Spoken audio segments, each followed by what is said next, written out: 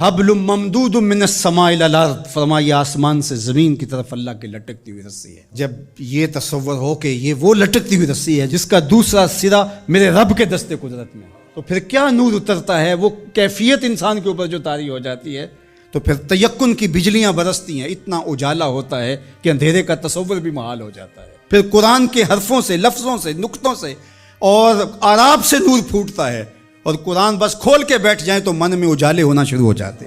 جب یہ تیقن انسان کے ساتھ جڑ جائے، چے جائے کہ قرآن کھول کے پڑھا جائے، سمجھا جائے، مفاہیم و مطالب کو جو ہے وہ سمجھنے کی کوشش کی جائے، یا کسی عالم یا کسی صاحب نظر کی صحبت میں بیٹھ کے قرآن سیکھا جائے، پھر تو جو روشنیاں برستی ہیں، من میں اجالے ہوتے ہیں۔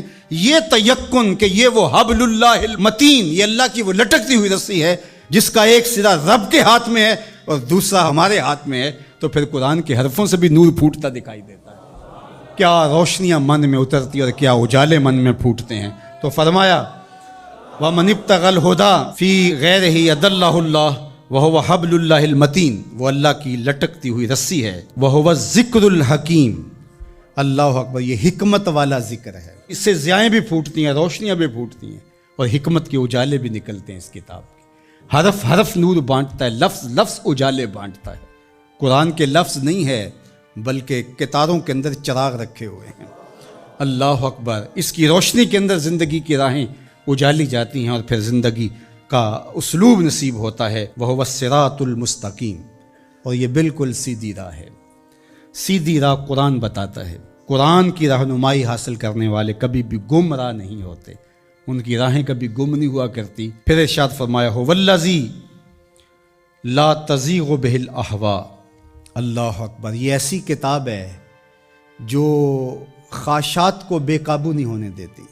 یہ کتنی بڑی بات میرے حضور نے فرمائی۔ انسان اپنی خواہشات کے پیچھے ہی لگ کر کے گمراہ ہوتا ہے۔ بلکہ میں آپ کو ایک اور بات بتاؤں، اور وہ یہ کہ ہر دور کے اسلوب بدلتے ہیں۔ اب خط تو نہیں آتا، اب میسج آتا ہے، دور بدل گیا ہے نا۔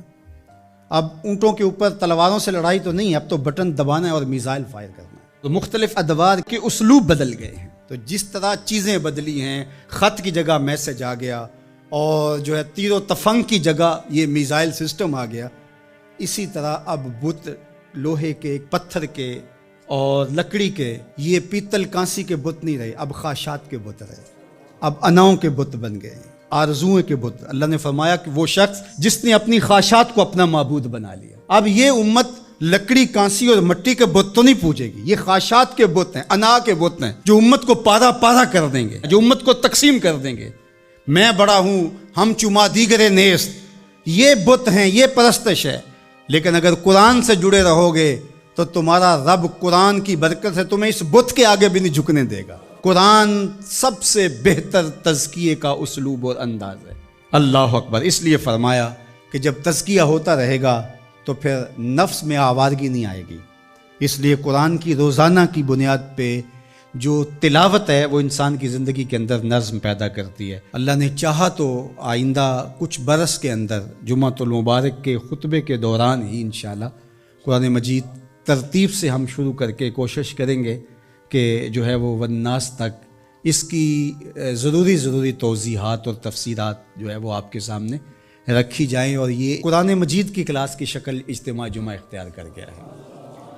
اور کچھ ایسے لوگ بھی ہیں جن کی فیملیز بھی ساتھ آتی ہیں، اور اوپر خواتین بھی اس طرح موجود ہوتی ہیں، تو میرے ذہن میں آتا ہے کہ جو مکمل فیملیز آئیں گی، بچے بھی آئیں گے، بیٹے بیٹیاں بھی آئیں گی، مرد بھی آئیں گے، تو ان کو ہم المصطفیٰ قرآن فیملی کا نام دیں گے انشاءاللہ۔ آپ رجسٹریشن بھی کروا لیں اس کی، اور الگ بھی ان کے لیے جو ہے وہ سیشن رکھیں گے قرآن مجید کے حوالے سے۔ جتنے سالوں میں بھی تکمیل ہوتی ہے اپنی حاضری کو یقینی رکھیں، اور مجھے امید ہے کہ اس کی برکتیں زندگی میں اتریں گی اور نور پیدا ہوگا۔